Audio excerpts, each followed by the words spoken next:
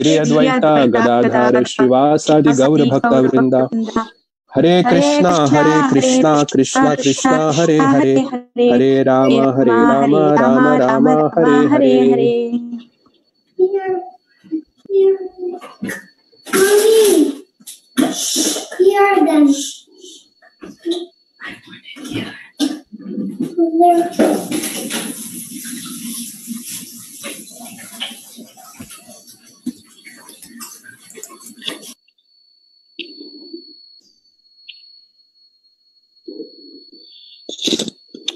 Okay, Hare Krishna. So we all completed the 10th chapter last time, and we are supposed to start with the 11th chapter today. So before starting with the 11th chapter, let us quickly recap what we discussed in the 10th chapter. But before that, I'm just trying to figure out the controls here and trying to see how I can mute everyone so that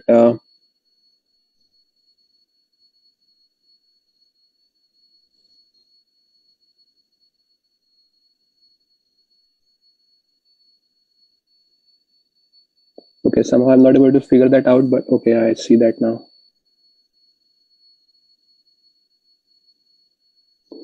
Okay, I'm going to mute everyone.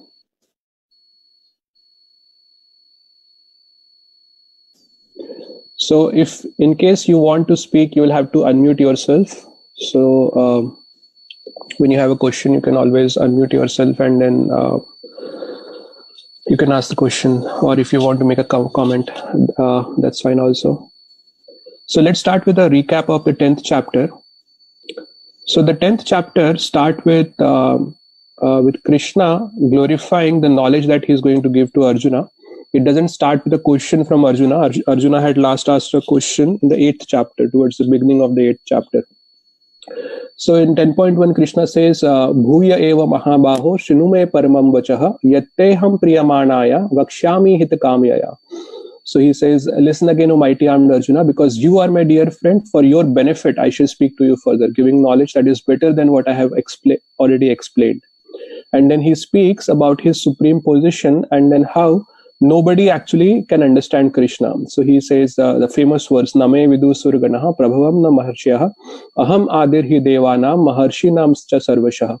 Neither the hosts of demigods nor the great sages know my origin or opulences, for in every respect I am the source of the demigods and sages.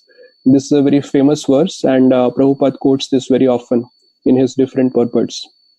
Further he says, so although nobody can understand Krishna, but if someone can know Krishna, then there is a glorious result. And what is that glorious result? He says, Yomam ajam anadimcha vetti loka maheshwaram asammudha samartyeshu sarva papai pramuchyate. Says he who knows me as the unborn, as the beginningless, as the supreme lord of all the worlds, he only, undeluded among men, is freed from all sins. So it has a glorious result. That person will be freed from all the sins. After that, actually, Krishna speaks the 4 famous verses that is called the Chaturshloki Gita, and Prairie Prabhu also discussed those 4 verses last time. So those are verses 8 to 11. So starts with Aham sarvasya prabhava mattaha sarvam pravartate. I am the source of everything. Everything comes from me. So, and after that, after hearing that, actually Arjuna becomes enlightened, and then he starts speaking, and then he glorifies Krishna. First he offers heartfelt prayers to Krishna. He says, Param Brahma Param Dhama Pavitram Paramam Bhavan Purusham Shashvatam Divyam Adi Devam Ajam Vibhum. And further he makes a request. But before that, he also mentions that actually he has understood everything that Krishna had said. He says, Sarvam etadritam manye yanmam vadasi keshava nahite bhagwan vyaktim vidur deva na danavaha. He says, oh Krishna, I totally accept as truth that all that you have told me, neither the demigods nor the demons, O Lord, can understand your personality. So he accepts everything that Krishna had said. So Prabhupada and other acharyas also explain that actually at this point, Arjuna is already enlightened and all his illusion is gone away. So, and Arjuna is going to repeat that towards the beginning of the 11th chapter, that his illusion is gone away. And in all respects, Bhagavad Gita is over now. So if you see, after this, the nature of inquiries of Arjuna also changes. So before this, Arjuna has been asking questions like whether I should fight the war or not, what is better for me, renouncing the world or sticking to my Kshatriya duty. So those kind of questions he was asking. But now after hearing this, Arjuna's nature of inquiry changes. So he asks questions like, please tell me more about your glories. I am not satiated by listening about you. Further in the 11th chapter, he asks Krishna to reveal his Virat Rupa. So his questions become more metaphysical rather than more about the current situation. So then he makes a request to Krishna. He says, Katham vidyam aham yogims tvam sada parichintayan keshu cha bhaveshu chintyosi bhagwanmaya. Says, O Krishna, O supreme mystic, how shall I constantly think of you and how shall I know you? In what various forms are you to be remembered, O supreme personality of Godhead? So now this is a significant verse because Prabhupada also explains that actually for Arjuna, Krishna is his very intimate friend. So Arjuna doesn't need to ask this for himself because Arjuna can directly relate to him, and even if he has to remember Krishna, he has so many things about Krishna to remember him. So actually now the question that Arjuna is asking is basically for all of us, for our benefit, for loka sangraha, for the benefit of others, so that others can understand that how to remember Krishna, how to see Krishna's manifestations as they are manifested in this material world. So after that, Krishna becomes pleased by Arjuna's inquiry and then he starts speaking. So throughout the chapter, Krishna speaks about his own glories, which are wonderful glories. And then towards the end, in the last 3 or 4 verses, he gives the basic principles. So first he says, Yachapi sarva bhutanam bijam tadaham Arjuna dadadasti vinayatsyan maya bhutam characharam. Says, oh, Arjuna, I am the generating seed of all existence. There is no being moving or non-moving that can exist without me. So he says that not only I am the supreme person, but I am also the basis of all other persons. Nothing can exist without me. He says, Maya bhutam chara achar. So chara means the living, the moving, and achar is non-moving. So nothing actually, neither any living entity nor anything can exist without Krishna. So he gives a principle here. Further, he says that actually, yadyat vibhuti mat sattvam srimad urjitam evava tattad evava gachatvam mama tejo amsha sambhavam. So very strong statement he makes. He says, mama tejo amsha sambhavam. Know that all opulent, beautiful and glorious creations spring from but a spark of my splendor. Excuse me. And actually, Jivamataji made a very significant point when we were discussing this verse last time. So actually, whatever attractive potency comes, so whatever is attracting us in this material world, so that the attractive potency of that thing or that person comes from but a mere spark of Krishna's attractive potency. So again, further Krishna says towards the last verse of the 10th chapter, he says, Athva bahunetena kim gyatena tava Arjuna vistabhyam idam Krishnam ekam shena sthito jagat. He says, but what need is there, Arjuna, for all this detailed knowledge? With a single fragment of myself, I pervade and support this entire universe. Ekam shtena sthito jagat. So just by a single fragment of myself. So that is a little summary of the 10th chapter.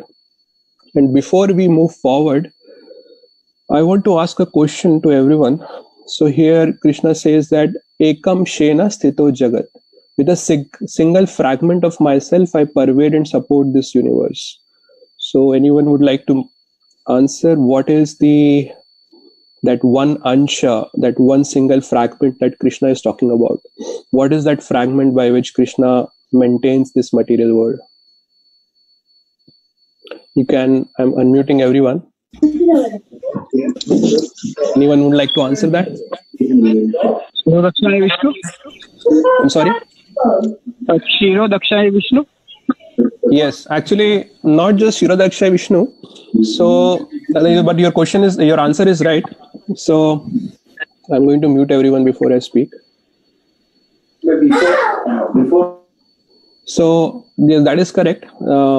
So the Paramatma actually is sustaining the entire universe, but even Paramatma is at three levels. So first we have the Mahavishnu or Karanadakshay Vishnu, who is the super soul of the Mahatattva. And then in the second level, we have the Garbhodakshay Vishnu, who is the Paramatma of the entire universe, of the entire creation. And at the third level, we have the Kshirodakshay Vishnu, who is the Paramatma in every living entity's heart, who is sustaining all the living entities. So at these three levels, Krishna is sustaining us. But yes, that one Amsha is Mahavishnu. From Mahavishnu comes Garbhodakshay Vishnu, and from Garbhodakshay Vishnu comes the Kshirodakshay Vishnu. So before we move forward to the 11th chapter, are there any questions about what we discussed so far about the 10th chapter? I'm going to unmute everyone. Any questions before we move forward? No, Daddy. I'm controlling it. All right. So let's move on to the 11th chapter. I'm going to give a quick overview of the different sections that we have in the 11th chapter. I'm going to mute everyone again. So the 11th chapter is actually one of the longest chapters in Bhagavad Gita. Not the longest, but one of the longest chapters. There are 55 verses in the 11th chapter. So the 11th chapter starts with Arjuna making a request. He says that he asks Krishna that I want to see your universal form. So the first four verses, Arjuna first offers his gratitude for the knowledge that Krishna has given to him, and then he makes a request to Krishna that I want to see your Virat Rupa, your Vishwarupa. From verses 5 to 8, Krishna describes to Arjuna what he's going to see in the Virat Rupa. So he gives a little prelude to the Vishwarupa. Then, so the Virat Rupa actually is described three times in the Bhagavad, in this chapter. So first Krishna describes what Arjuna is going to see. Then Sanjay describes to Dhritarashtra what Arjuna is seeing on the battlefield. So verses 9 through 14 is Sanjay's description of the Virat Rupa. Then Arjuna actually describes what he is seeing. So from verses 15 to I believe 31 is Arjuna's description of the Virat Rupa. So 31 ends with a question from Arjuna. He says, Akhya mehipa bhavan ugra rupa. O ugra rupa, O ferocious form, who are you? He becomes so frightened looking at the Kala Rupa that he loses the identity. He doesn't identify the Virat Rupa with Krishna. So Krishna has become invisible and he just sees the Virat Rupa, and more importantly, he sees the Kala Rupa, where the Kala Rupa is devouring all the warriors in the battlefield. So he becomes really frightened. So then 32 to 35, Krishna speaks, or the Virat Rupa. So Krishna says two things. He says, he first answers Arjuna's question. He says, Kalosmi lokakshay krit pravarta. Time I am the destroyer of the three worlds. And then further he actually gives an instruction to Arjuna. He says, Nimitta matra bhava savyasachi. Just become an instrument in my hands and you will win the war. Further, after that, 36 to 44, Arjuna offers prayers to the Virat Rupa. And then 45 onwards until the last verse, 55th verse, Krishna speaks. So first, what happens is Arjuna makes a request to Krishna that actually, I don't want to see this form anymore. This is such a frightening form. So I want to see your two-handed form again. So first Krishna shows him the four-handed form, the form of Vishnu. And then from four-handed form, he comes into the two-handed form. And then Krishna starts speaking. He speaks some concluding verses, and then towards the end, he glorifies pure devotional service. Actually, 11.54 is a very significant verse where Krishna says that only by pure devotional service can I be known. I cannot be known by any other process, neither by jnana, neither by yoga, neither by yajna. Nothing is, just pure devotional service. Only by pure devotional service I can be known. So that is a summary of the 11th chapter. So let's start with the first verse of the 11th chapter. we will try to cover at least the first 4 verses today. In the first 4 verses, Arjuna makes a request to Krishna, and 5th verse onwards, Krishna starts speaking. So I'm going to unmute everyone.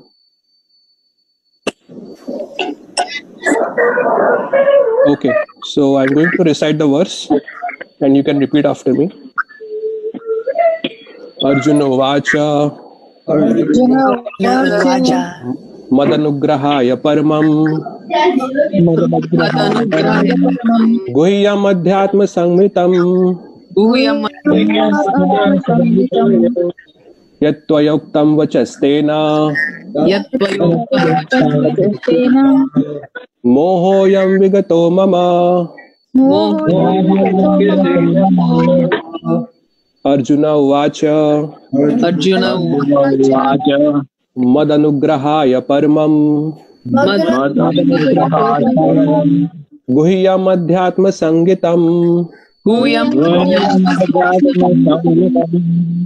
Yatvayaktum Vachastena Mohoyam Vigato Mama.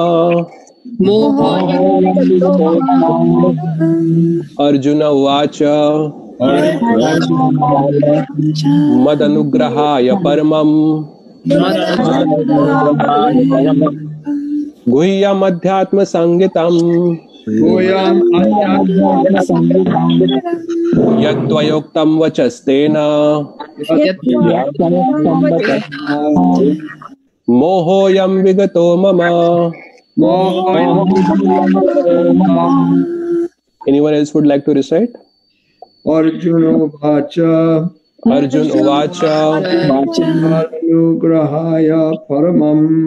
Madanugrahaya Paramam Adhyatma Samkitam Guhyam Adhyatma Sangitam Yatvayuktam Vachastena Mohoyam Vigata Mama.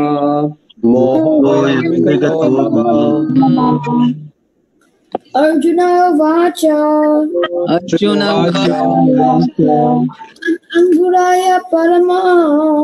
Madanugrahaya Paramam Guhyam Adhyatma Samjitam Yatvayuktam Vachastena Mohoyam Vigato Mama. Arjuna Uvacha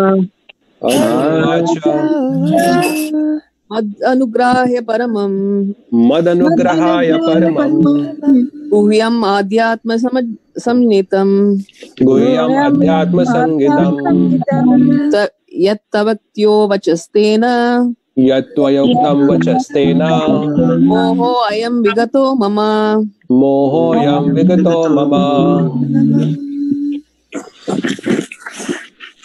Anyone else? Arjuna Uvacha Madanugrahaya Paramam Guhyam Adhyatma Samnitam Yatvaktam Vachastena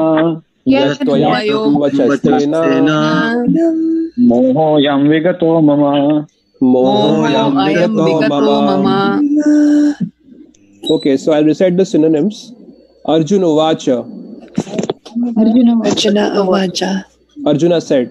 Mat Anugrahaya. Just to show me favor. Paramam. Supreme. Guhyam. Confidential subject. Adhyatma. Spiritual. Sangitam. In the matter of. Yat. What? Tvaya. By you.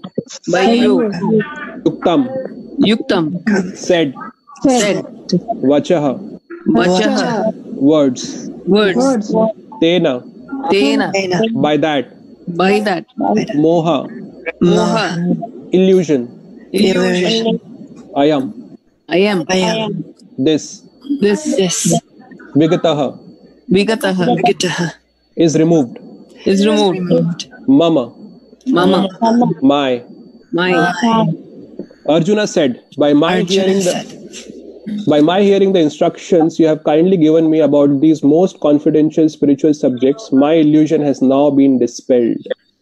So Arjuna actually is again confirming that his illusion has now gone away. So he was illusioned towards the start of the Bhagavad Gita. He has set aside his weapons and he had told Krishna that I am not going to fight. But now he is telling Krishna that, oh Krishna, my illusion has gone away. And he is actually, in a way, thanking Krishna, that he says, Madanugrahaya, just to show me favor. You have spoken this knowledge. What knowledge? So, Paramam, Supreme, and Guhyam. So Krishna had repeatedly said that what I am going to tell you is the most confidential knowledge. In the 9th chapter also, Krishna had said what I am going to tell you is the most confidential knowledge. So Arjuna is using those same words that you have told me, Paramam and Guhyam knowledge, and you have actually shown a great favor to me. So let's see what Prabhupada writes in the purport. He says, this chapter reveals Krishna as the cause of all causes. He is even the cause of the Mahavishnu, from whom the material universes emanate. So Krishna had himself confirmed this in 7.7. He says, Mattaha partaram na anyat kinchadasti dhananjaya. There is no truth superior to me, not even Mahavishnu. So Mahavishnu, the source of Mahavishnu is Krishna himself.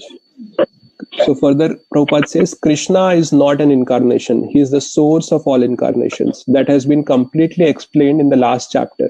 So in the last chapter, Krishna had said, the 10.8, the first verse of the Chaturshloki, he says that I am the source of everything, So everything comes from Krishna. Even Mahavishnu comes from Krishna. Now, as far as Arjuna is concerned, he says that his illusion is over. This means that Arjuna no longer thinks of Krishna as a mere human being, as a friend of his, but as the source of everything. Arjuna is very enlightened and is glad that he has such a great friend as Krishna.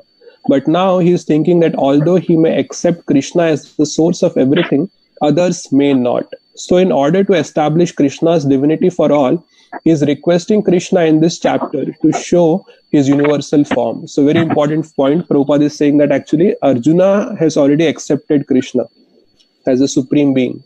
But just for others people's sake, just for our benefit, Arjuna is going to make a request to Krishna, and that request is to show the universal form. Actually, when one sees the universal form of Krishna, one becomes frightened like Arjuna. But Krishna is so kind that after showing it, he converts himself again into his original form. Arjuna agrees to what Krishna has several times said. Krishna is speaking to him just for his benefit. So Arjuna acknowledged that all this is happening to him by Krishna's grace. He is now convinced that Krishna is the cause of all causes and is present in everyone's heart as the super soul.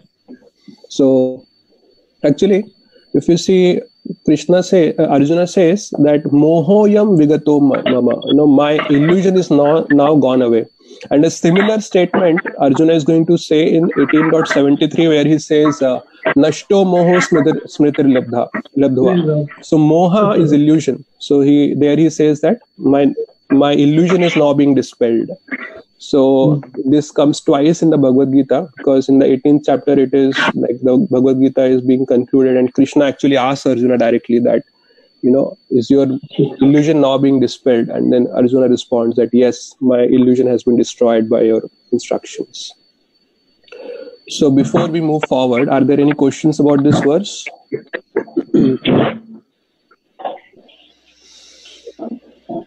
Anyone has any questions? Okay, yeah, this verse is very straightforward. So let's see what Arjuna says in the second verse. Prabhu, I have a question. Yes, Prabhuji. Just couple minutes back, I think you mentioned Garbhodakshai Vishnu comes from Mahavishnu. Yeah. Correct. Correct? Yes, Prabhuji. I would like to know the verse where it says.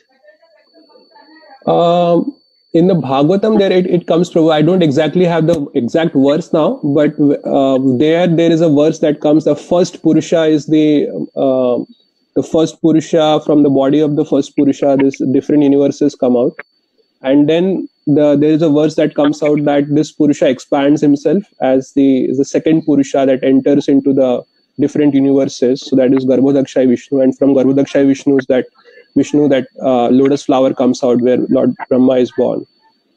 But I don't have the exact verse now, but I can give it to you later. Okay. Thank you, Prabhuji. Hare Krishna. Hare Krishna. Hare Krishna, Prabhuji. Yes, Prabhuji. So, Prabhuji, Arjuna clearly says, my illusion is dispelled. Correct. So, is it, so on the 9 steps of bhakti, is it same as anartha nivrutti or something else?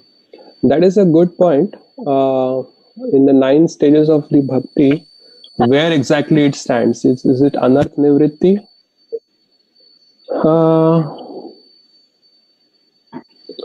I mean, as far as I would, I'm just, this is according to my understanding. So my understanding is that it is like at Arjuna's level, it is even beyond anartha nivritti. Arjuna has a spontaneous love for Krishna. So he is at the stage of, Preeti. Preeti is the spontaneous love for Krishna. So that is my understanding from Arjuna's perspective. But from our perspective, our illusion is also God. We all understand that, Krishna is the supreme person, and the perfection of our life is to develop love for Krishna. We all know that. So in that sense, we are not in illusion. But does that mean all our anarthas has gone away? No. I mean, we still have so many anarthas. At least I am just speaking about myself. I still have so many anarthas which are sitting in my heart, which are not going very easily. But I'm sure if I continue to stick to the devotional process, that will slowly go away. So that is just my understanding. But if anyone has any different understanding, can please speak up now. Pyari Prabhu, would you like to make any comment on that? Okay, Pyari Prabhu, I think he joined, but he left. Anyone else has any comments about this point?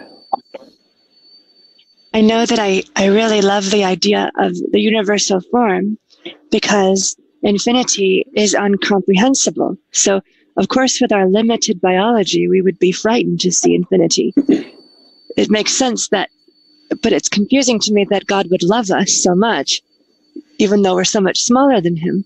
But it expresses his infinity nature. It expresses how infinite he is. Right. It's very amazing. That is true, Mataji. And Acharya has explained that actually Krishna's love for us is unconditional, but our love for Krishna is conditional. So, Madhavkanta Prabhu, I don't know if I have answered your question. No, Prabhuji, thank you, Prabhuji. Okay. So let's move forward. Anyone else has any comments or questions? Okay, let's start with. I'm sorry. Krishna Prabhu. Yes. Yeah, regarding the 3 Vishnus in 7.4 purpose, there is a verse. If it is going to help, can you check that one? Which verse, Mataji? 7.4? 7th chapter, 4th verse. Bhumirapo Nalavayu purpose. Prabhupada mentioned regarding 3 Vishnus, one verse. Okay, 1 second, Mataji. I'm just opening that verse.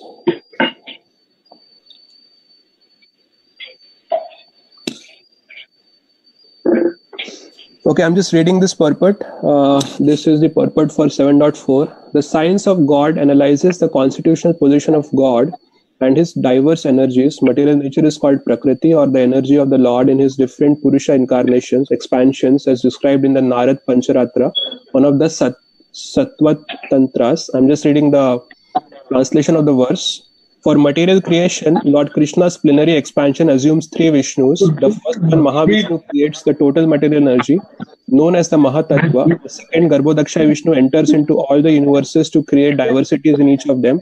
The third, Kshirodakshaya Vishnu, is diffused as the all-pervading supersoul in all the universes and is known as Paramatma.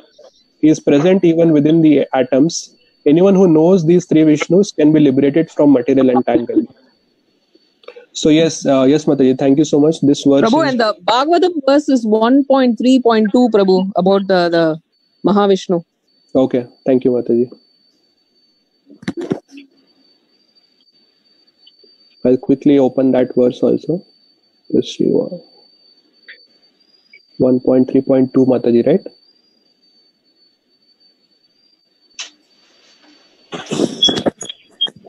Yes, Prabhu.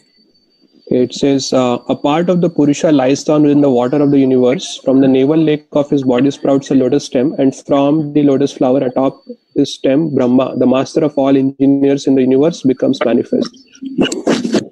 So I guess in the purport it's there, Prabhu. Sorry about that. In the purport, Prabhupada has written. Yeah. Yes. So first Karandakshay Vishnu and then Garbhodakshaya Vishnu comes. Okay.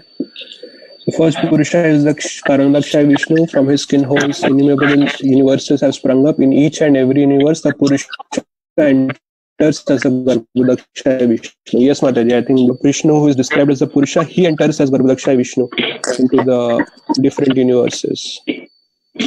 So yes, Mataji, thank you so much for that reference. So Ashmagal Prabhuji, these are the two references, 7.4 and 1.3.2. So first verse is in Bhagavad Gita and the second verse is in Bhagavatam.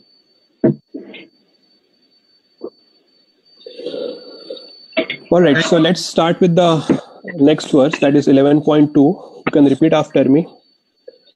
Bhavapyo hi bhutanam Vayo bhavote pavayam Shrutau vistara shomaya Shrutau vistara shomaya Tattva kamala patraksha Tattva kamala patraksha Mahatmayam api chavyayam Mahatmam abhichavayam Bhavapyayo hi bhutanam Bhavapyayo hi bhutanam Shrutau vistara shomaya Shrutau vistara shomaya Tvattah kamala patraksha Tvattah kamala patraksha Mahatmayam api chavyayam Bhavapyayo hi bhutanam Shrutau vistara shomaya Shrutau vistara shomaya Tvattah kamala patraksha Tvattah kamala patraksha Mahatmayam api chavyayam. Mahatmam abhichavayam. Someone would like to recite?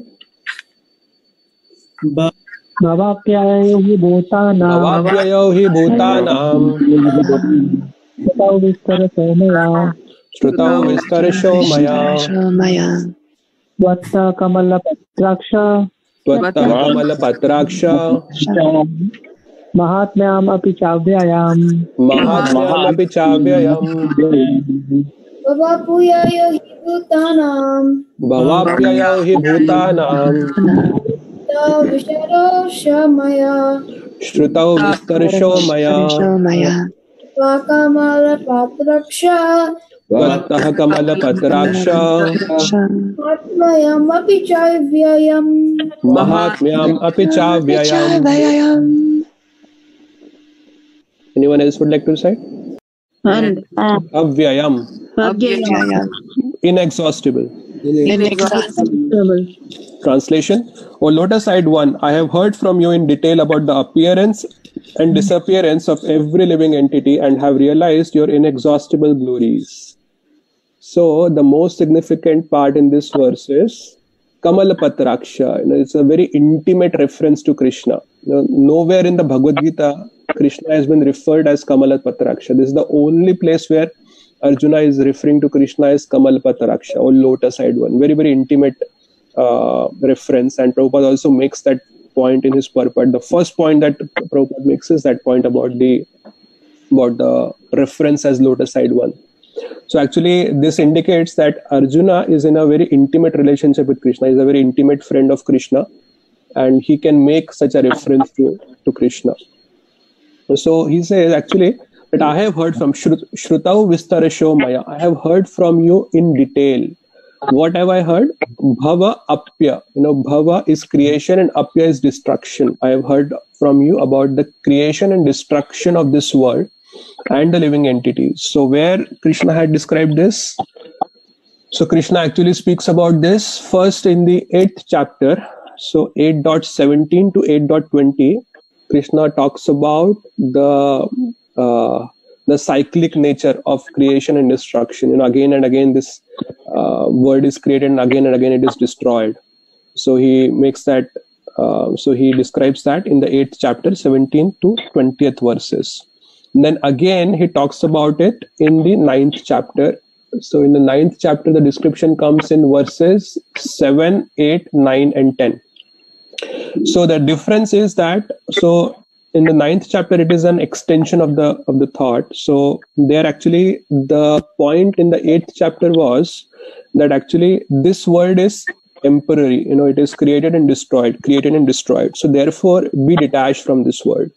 But in the 9th chapter, Krishna adds his own personal aspect. He says that actually this world is temporary. It is created and destroyed, but it is happening under my supervision. So in the 9.10, he says, Mayadhyakshena prakriti suyate sacharacharam hetunanena kvantaya jagat viparivartana. Under my supervision, this world is maintained by the material energy. So he says, actually, everything is under my control. Therefore, be detached from this world and be attached to me, because I am the source of everything. And later, if you see the same 9th chapter, that is why Krishna also talks about that verse, Mahatmanas tu mam partha daivim prakritim ashrita bhajante ananya manaso gyatva bhutadim avyam. He glorifies people who are worshipping Krishna with ananya manaso, with undistracted mind. They are completely attached to Krishna. So that is the little difference that comes. And then what else Arjuna has heard? He says, Mahatmyam api chavyayam. So he has heard about his Mahatmya, his glories. So in the 10th chapter, Krishna had described his own glories. So that is what Arjuna is talking about here. And api cha avyayam. And again he says, and also I have heard that you are avyaya, you are inexhaustible. So there is a little contrast here. So he says, I have heard about bhava apya. So this world is created and destroyed. That means this world is temporary, but you are avyaya, you are inexhaustible. You are eternal. So this world is temporary, but you are eternal, O Krishna. So that is what I have understood from you. That is what Arjuna is saying here. So let's see what Prabhupada says in the purport. Arjuna addresses Lord Krishna as lotus-eyed. Krishna's eyes appear just like the petals of a lotus flower. Out of his joy, for Krishna has assured him in the previous chapter, Aham Krishnasya Jagataha Prabhavaha Pralayas-tatha. I am the source of the appearance and disappearance of this entire material manifestation. This is in the 9th chapter. Arjuna has heard of this from the Lord in detail. Arjuna further knows that in spite of his being the source of all appearances and disappearances, he is aloof from them. As the Lord has said in the 9th chapter, he is all-pervading. Yet he is not personally present everywhere. That is the inconceivable opulence of Krishna, which Arjuna admits that he has thoroughly understood. So any questions or comments about this?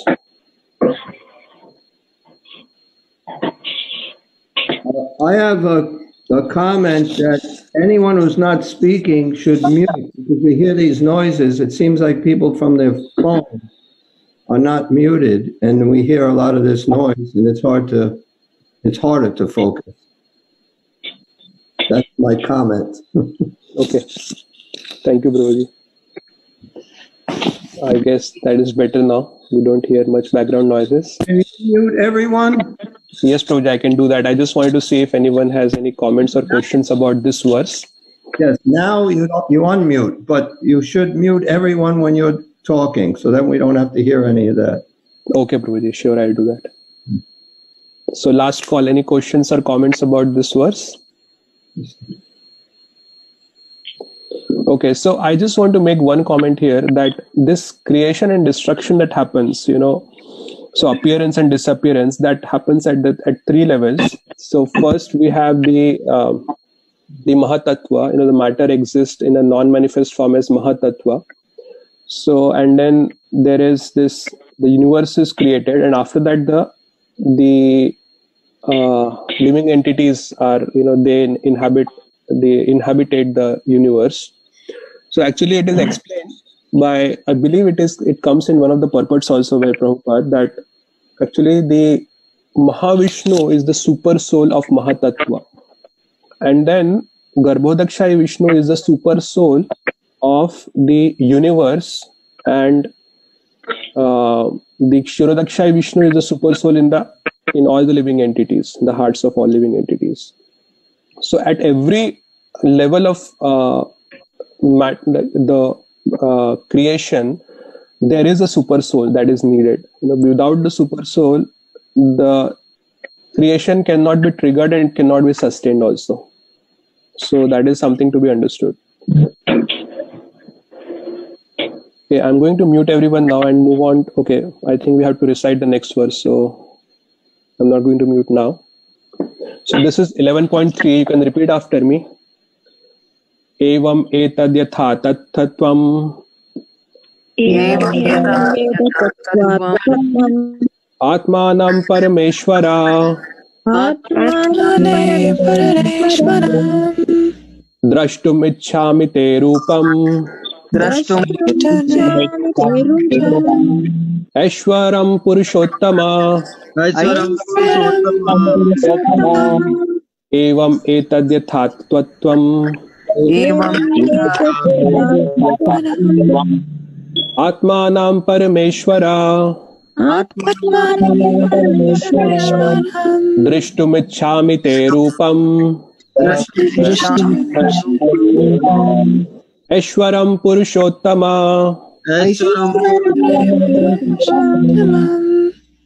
Evam etad yatha tattvam Atmanam Parameshwara Drishtum ichchami te rupam Ishwaram Purushottama. Okay, anyone would like to recite this verse? Evam etad yatha tattvam Evam etad yatha tattvam Parameshwara Atmanam Parameshwara Drishtum ichchami te rupam Purushottama Evam etad yatha tattvam Evam etad yatha tattvam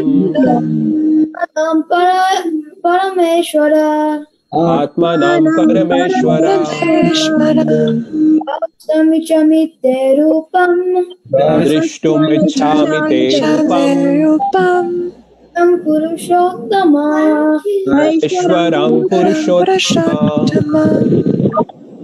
Evam yatha tattvam Evam etad yatha tattvam Atmanam Parameshwara Atmanam Parameshwara Drishtum ichchami te rupam Drishtum ichchami te rupam Aishwaram Purushottama Aishwaram Purushottama. Okay, I'll read the synonyms now. Evam. Thus. Etat. This. Yatha. As it is. Atha. Have spoken. Tvam. You. Atmanam. Yourself. Param Ishwar. O Supreme Lord. Drishtum. To see. Ichchami. I wish. Te. Yo. Rupam. Form. Aishwaram. Divine. Purushottama. O best of personalities. Best of personalities. Translation, O greatest of all personalities, O supreme form, though I see you here before me in your actual position, as you have described yourself, I wish to see how you have entered into this cosmic manifestation. I want to see that form of yours. So before proceeding, I'm going to mute everyone. Okay. So now Arjuna is making a request. He says, Drishtum ichhami te rupam. So he says that, O supreme form, though I see you here before me in your actual position, he is making it clear that this is your actual form, Evam etad yatha atvam, you are as you appear now, this is your actual form, that means. So, and this is what you have described about yourself, but I wish to see you how you have entered into this cosmic manifestation. I want to see that form of yours, Drishtum ichhami te rupam, I want to see. Aishwaram Purushottama, Rupa Aishwarya. He says, I want to see that opulent form of yours. Aishwaram can mean divine. I want to see that divine form. It can also mean opulent form of yours. O Purushottama, best of personalities. So actually, in the prior chapter, in one of the previous chapters, Krishna had talked about Yoga Aishwarya. Here Arjuna is indicating at Rupam Aishwaram, Rupa Aishwarya. So in one of the previous chapters, Krishna had said Yoga Aishwarya. So I'm going to unmute everyone. Anyone would like to answer where Krishna had made that reference and what was the context? Because that is significant for our discussion here. Okay, one second. Anyone would like to answer that where Krishna had said Yogeshwarya? Is it in 9th chapter, Prabhu? Yes, in the 9th chapter. Which verse, Mataji? I know you would know the verse also. Okay, I think it is in 9.5. So 9.4 and 5 verses are very significant because it also relates to this verse. So in 9.4, Krishna said, Maya tatam idam sarvam jagadavyakta murtina matsthani sarva bhutani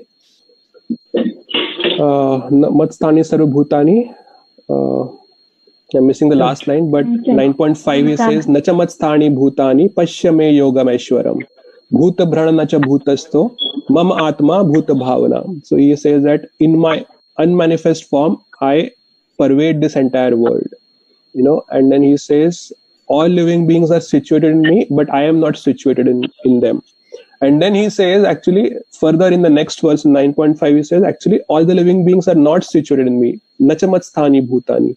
Pashya me yogam. Just see my yoga, my mystical opulence. So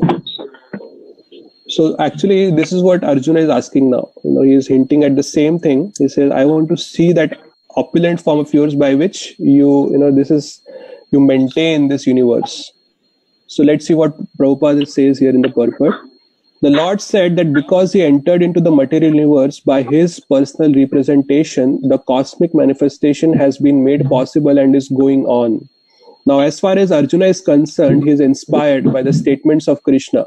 But in order to convince others in the future who may think that Krishna is an ordinary person, Arjuna desires to see him actually in his universal form, to see how he is acting from within the universe, although he is apart from it. Arjuna's addressing the Lord as Purushottama is also significant. But before that, actually, Prabhupada is hinting at that point that, Krishna is actually a person who is separate from the universe, but also he has entered into the universe. So what Krishna had said in 9.4 and 9.5, Maya tatam idam sarvam jagadavyakta murtina matsthani sarva bhutani. And then he says, Nacha matsthani bhutani. So I am in them, but they are not in me, and actually I am not in them also. So this actually talks about the three different levels: the Brahman, Paramatma, and Bhagwan. So as Brahman, he is pervading the entire universe, but then as Paramatma, he is sustaining, he's in all the living entities. But as Bhagwan, he is not in them. As Bhagwan, he is situated as Shyam Sundar in the spiritual world, in the Golok Vrindavan. So Prabhupada is also hinting at that. He says, Arjuna desires to see him actually in his universal form, to see how he's acting from within the universe, although he is apart from it. So Arjuna's addressing the Lord as Purushottama is also significant, since the Lord is the supreme personality of Godhead. He is present within Arjuna himself. Therefore, he knows the desire of Arjuna. And he can understand that Arjuna has no special desire to see him in his universal form. For Arjuna is completely satisfied to see him in his personal form of Krishna. But the Lord can understand also that Arjuna wants to see the universal form to convince others. Arjuna did not have any personal desire for confirmation. Krishna also understands that Arjuna wants to see the universal form to set a criterion. For in the future, there would be so many impostors who would pose themselves as incarnations of God. The people therefore should be careful. One who claims to be Krishna should be prepared to show his universal form to confirm his claim to the people. So very important point Prabhupada is making. 2 points actually. First, actually Arjuna is not asking it for himself because he is already accepted Krishna. He already knows Krishna. He is asking for others' benefit. And second is that in the future, when there would be so many imposters who will claim to be God, for them, this has become a benchmark. If anyone claims to be God, then he should be prepared to show his universal form. If a person can show his universal form, then he can be accepted as God. But if he cannot show the universal form, he should not be accepted as God. Okay, any questions or comments? I have something. Yes, Mataji, please. So when I'm thinking of Krishna, I feel like I just keep wanting more. So it's understandable. I feel like I know that it said that Arjuna is wanting to set a criteria, but to me, I feel like I would want, even though I would be probably absolutely terrified, not probably, definitely terrified to see him in his universal form, the fact that Arjuna is terrified and he still loves him, it's like, how can someone wanting more and more of God, but God is infinity, for me anyway. But if Arjuna knows him fully, how could someone know infinity? Actually, no, that is true. Arjuna, I don't think Arjuna claims to say that I know you fully. He doesn't make that claim. He actually, in the 10th chapter, he had said that Krishna, you know yourself. He says neither the demigods nor the demons can know you, but Krishna, I make an additional statement that you know yourself. Therefore, you only describe your glories to me. So he makes it clear that nobody can understand you completely. So this is a little confusing point also. We say that the soul, we say that the nature of the soul is Sat Chit Anand. So Chit means full of knowledge. The soul is full of knowledge, but that does not mean that the soul has full knowledge. So these two are different things. The soul can be full of knowledge, but doesn't mean that the soul has full knowledge. So Krishna has repeatedly said that. And even the Acharya has also explained that nobody can know Krishna fully. His glories are unlimited. So therefore, nobody can claim that, I know Krishna fully. So only Krishna can claim that he know himself fully. And he also says that actually I know myself fully, but I cannot describe my glories fully, because it is said Ananta Shesha with his 1,000 hoods, he is glorifying Krishna since eternity, and still he has not completed. It's still going on and on and on.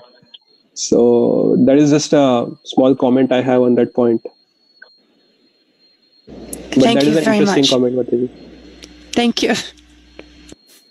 Any other questions or comments about what we discussed today?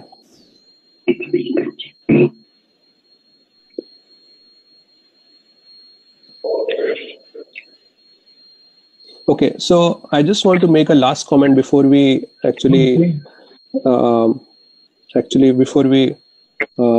close this session.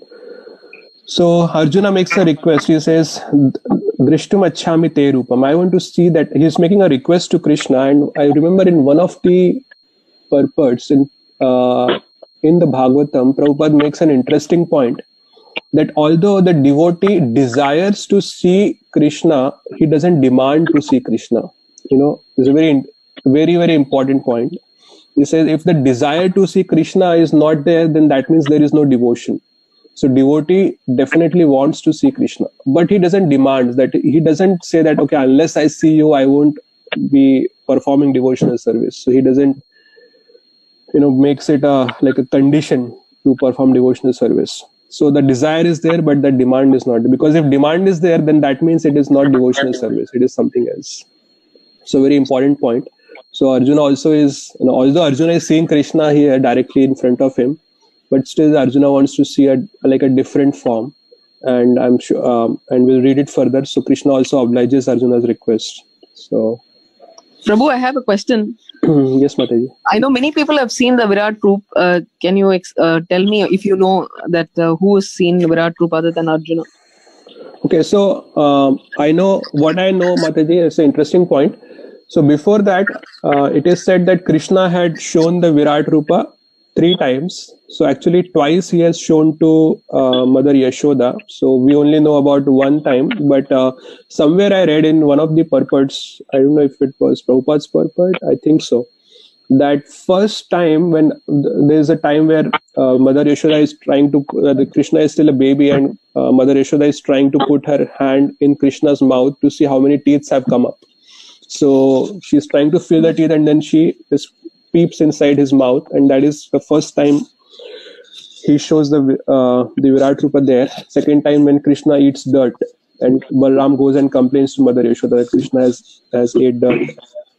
Mother Yashoda comes and sees inside his mouth, and then there he sees the Virat Rupa.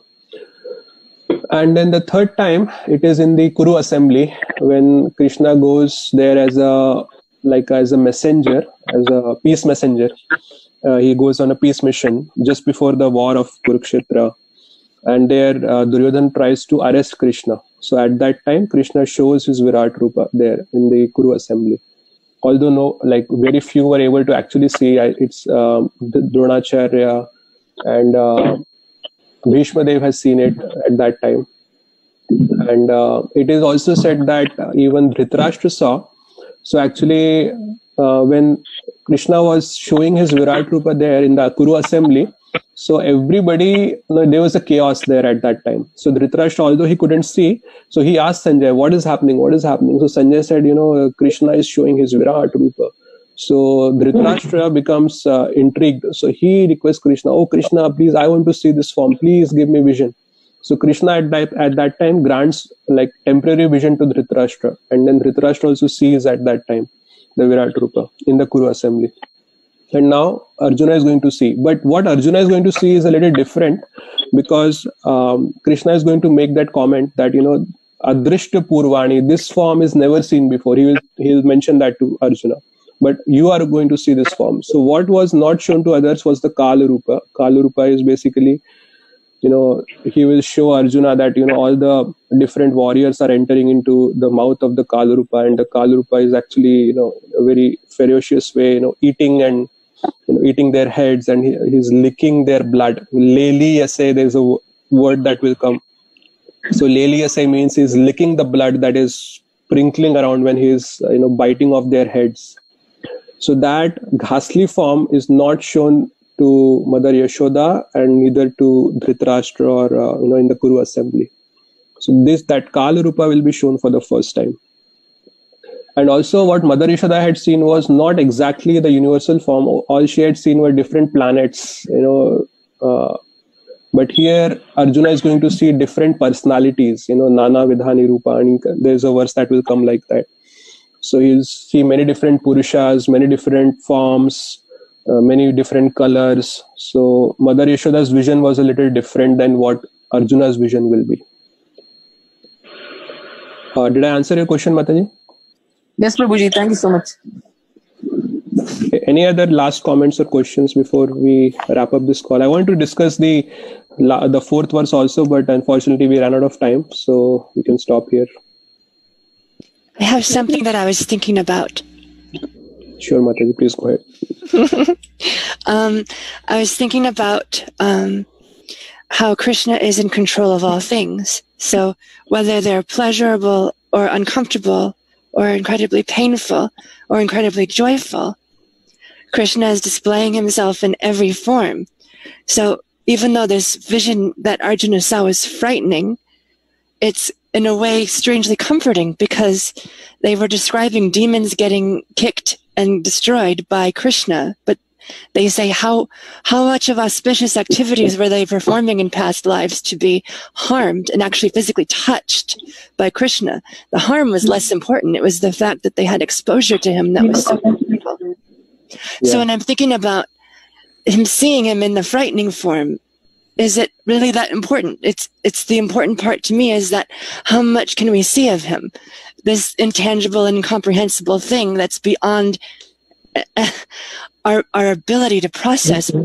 It's just, it makes me feel very comfortable no matter what I see in the world. Because I know that he's in every corner of it. Yeah, that's an interesting point, Mataji. But I'm sure, and Prabhupada also makes that point in his purports, that the devotees does not want to see the ghastly form that Krishna is showing. The devotee always want to see the mild, the Saumya form of Krishna, as Shyama Sundar, because that is what actually Prabhupada makes a very strong statement in one of the verses that is going to come. So he says that the devotee is not interested in the godless display of opulence. So that is a very strong statement Prabhupada makes. Godless display of opulence. So here Krishna is displaying his opulences, and Prabhupada is saying that this is like a godless display. So what he means is this form is like raw power, and this raw power is not, the devotee wants to love Krishna. So it is very difficult to love the Virat Rupa, because it looks so ghastly that nobody can develop love for Krishna. And even Arjuna, it is described that when Arjuna sees that Kala Rupa, he starts trembling in fear. There's a verse that comes that he is Kirita. Kirita means he's the best of the Kshatriyas. So Kshatriyas, it is an insult if you say that Krishna, a Kshatriya is frightened. It is an insult for the Kshatriyas, because they are supposed to be like ferocious warriors. So the verse will say that actually, although Arjuna is the Kirita, is the best of the Kshatriyas, still he's trembling in fear. He is so much frightened that he was like literally trembling. So, and then he requests Krishna that I don't want to see this form. This is such a ghastly form. I don't want to see it. So please reveal your two-handed form again. So he makes that request. So, but although what you said is right, that but still, from a devotee's eye, the devotee always want to see Krishna in a form which he can relish and for which he can develop love. Okay, so forgive me if I worded something incorrectly and in a way that was offensive. I'm hoping that it wasn't. No, Mataji. No, thank you. I appreciate your explanation. Sure. Thank you, Mataji. All right. So thank you, everyone. Thanks for joining. We'll meet again tomorrow. Hare Krishna. Hare Krishna. Thank you very much. Thank you, Prabhuji. Thank you, Prabhu. Hare